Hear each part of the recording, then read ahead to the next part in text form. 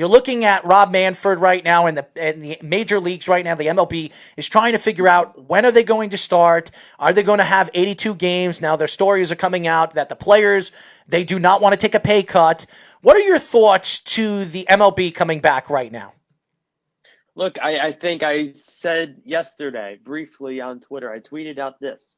I think it was in response to a John Heyman tweet. And I said, look, I think everyone wants baseball back, but, and including myself, obviously, we all want baseball back, but it has to be brought back safely.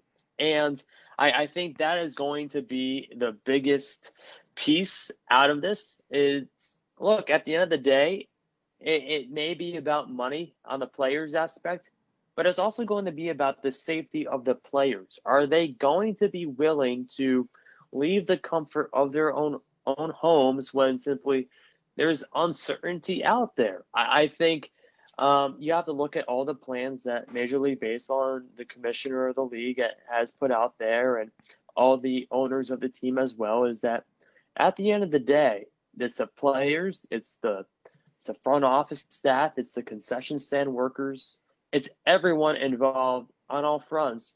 How can you ensure that everyone's safety is the number one priority and it's being met to, the best standard as possible? I think at the end of the day, that's the most important piece of it. There are a lot. Look, there are a lot of pieces that we can talk about.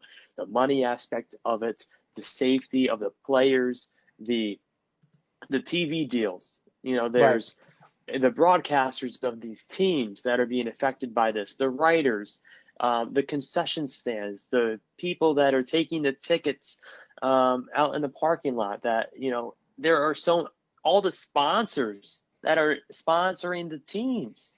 Everyone is being impacted by this. Everyone is and will be for the near future. I mean, look, there's so many questions, but no answers right now, and it's so tough. Where Scott Van Pelt said on Sports Center last night, he said all the plans are basically on a cocktail napkin right now, right? And he said it best because those notes that you take on a little napkin, Right. most of the time those change or get rolled up in a ball and thrown away tomorrow morning when you wake up. So I think, if anything, if I had a crystal ball, I would be a millionaire right now, where I could say, well, this date, let's say July 4th, that's when Major League Baseball returns. I wish I could say that, but who knows? That's the hope. That's the most optimistic that I've heard. And, we'll go from there. So I think, like I started out saying, you got to take it day by day. Right. And things are changing every single day. What are your approach with the stadiums idea? Because we've seen three different things: the Arizona idea, the Arizona, Florida, Texas idea, and then the combining of the East Central and West divisions. Which approach to the divisions for this kind of weird season you think is best? Look, I think no matter what, no matter what stance that you take or where you look at it, 2020, if there is a Major League Baseball season, there will be an asterisk next to it. But on the other hand, if your favorite team wins the World Series championship, are you going to be able to say we're World Series championships or champions? Or is it just going to be said, if you say, let's say, I don't know, you name a team. We'll stick with the Royals, right? Let's say the Royals win the World Series in 2020. Alex, we know that's not going to happen, man. Alex, we Look, know. I threw a team out there. It's 82 games. Anything can happen in That's 82 true. games, let alone 162, right? Right. They're playing 182 games. Let's say this. Let's say the Royals win the World Series in 2020. Now, if a Royals fan say, after the championship is dealt with, we're World Series champions, are you going to tell me that the Astros, or maybe I shouldn't say the Astros. No, don't say them. Let's say the Tampa Bay Rays, right? You only played 82 games. 2020, your World Series championship doesn't mean anything to me. So I think there's different things that you can look at it, and how can you still make a season that's credible enough to where you can still say, yeah, we are World Series champions. But at the end of the day, it's not a 162-game season. There's a pandemic that's happening behind the scenes, really in front of the scenes, if you ask me. So I think there's so many pieces that go into it in terms of the question about what makes the most sense of, everything that's being played. I think, honestly, it's tough to say that there is a plan that makes the most sense, just because of the fact that we've never dealt with this before in the history of our country. You could argue 100 years ago, but it was much different then, and it is different now. And the other side of it is, like I said, I wish I knew, right? I think anyone wishes they knew the answer to the question, simply because everyone on all fronts are testing the options.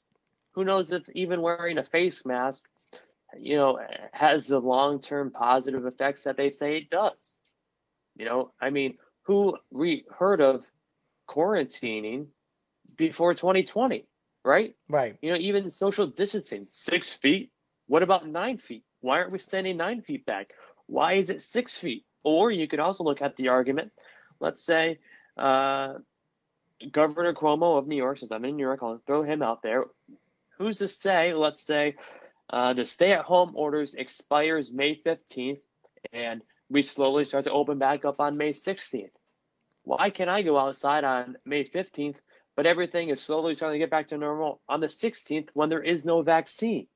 So I think that's the whole question of this. I think the issue that everyone is dealing with is we can't look back at, well, this is how we dealt with it so-and-so year or how many months ago. We've never dealt with this issue before. So I think the easy answer to the question is, I don't know. And it's okay not to know really anything right now, because I think everyone is kind of out of the loop or wish they knew what the answer would be. You were talking about masks. Now people are actually wearing men's underwear on their face. There's not enough masks. So if you want to go out there, you get yourself some tighty whities and put it on your face. How's that sound? Not good to me at all. Well, you got some at home, I'm sure. Or, maybe you borrow your father's. Maybe. That's a ridiculous thing. Honestly, if it came to me wearing underwear on my face, I'm staying home until there's a vaccine. Okay? I don't care if there's a zombie apocalypse, and that's the only way to go out and get food. Oh, I'd rather starve, okay? Well, Alex, why don't we get into the Kansas City Royals? And this is a team that won the World Series. What was it? 4 years ago? 4 years ago? 5 years ago? Mm-hmm. So they're a team right now in the rebuilding stage. They got rid of their coach or their manager. Now they lost Eric Hosmer to free agency. This is a team that's rebuilding. So tell us, you're a part of their farm system. You're the voice of their farm system. For one of their farm teams. Why don't you tell a little bit about some of the players that they have in their farm team? Look, the players, for the Burlington Royals, the team I'm broadcasting for, hopefully this summer when things go back to normal, we're planning on, having another successful season, right? And I was just talking to one of the players on the team last year. I wasn't the broadcaster last year. I was in the NACBL last summer. Mm-hmm. And I was talking with one of the players that was on the team last year, and he said, the B Royals last year made it. I believe they lost to the Pulaski Yankees, and they almost won a championship there in Burlington. But 4 of the affiliated Kansas City Royals teams won a championship last year in the minor leagues. So in terms of how their rebuilding stage is, I would say it's looking pretty good. I think any MLB team wish that their minor league affiliates won 4 championships in one season. So, they got so many talented players on all different levels. You look back at Bobby Witt Jr., he was the first guest on our B-Royal Spotlight just a few weeks ago, and he's the second-round draft pick of the Royals in 2019, and this is definitely a team that if you love seeing just exciting young talent follow the Kansas City Royals a little bit. Get to know some of their minor league players, because this team is certainly a team that you can get excited about, because you have a different appreciation, right? All the players in the Royals organization love baseball, and that's what's special about this club. Alex, in terms of the Burlington Royals, you broadcast them in the Rookie League, Class A. Mm-hmm. What do you think are some of the benefits of playing in that kind of rookie league team with a lot of teenage players, young players, in comparison to them playing in a top college baseball program? Do you think there's any particular benefit to doing that? Sure. I think there are many benefits to it. I think the basic side of it is you get to fail and learn from your failure. And if you ask that question to any player that has played on either a rookie or short season team or even a single A team, right out of college, maybe they didn't even go to college, and you ask them, "Ooh, do you wish you played summer ball or short season professional baseball?" Obviously, they'll say professional baseball, but it's that same concept of not only do you get to really learn who you are as a person and a teammate, but who you are on the field, and you learn so much from one another. And the culture that's around it, where this is your first taste at playing professional baseball, you didn't really get that anywhere else. Obviously, you can have some sort of aspects of it if you're playing D1 baseball for a successful program and you're still getting a high competition level. But playing professional baseball and wearing whatever uniform that you get drafted by or signed by, there's nothing that tops that. Alex, there's a couple of prospects that I'm looking at top 100. They've got about four prospects. Bobby Witt Jr., which is in the top 10 prospects in the major leagues, is shortstop that they speak very, very highly of.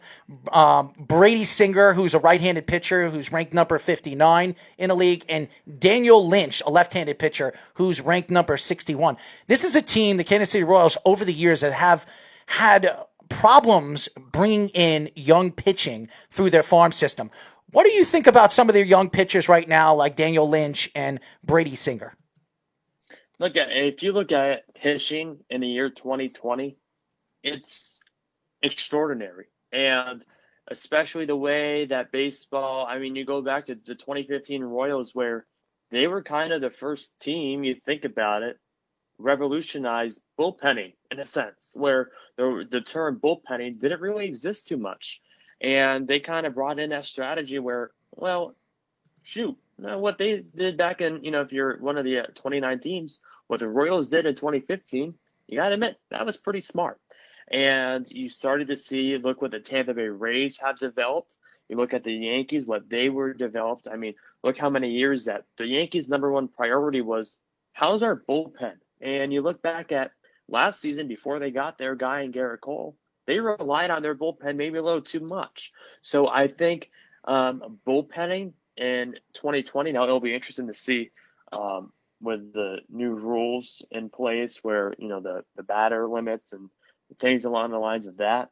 But in terms of being a pitcher in the year 2020, that's going to be interesting to see how it all pans out for the long haul. And how, let's see, you look back 5 years ago, bullpenning was just starting really in the major leagues. What's it going to look like 5 years from now? So I think in terms of having the talent that you have and need in the minor league system, especially on the pitching side, that's crucial going forward.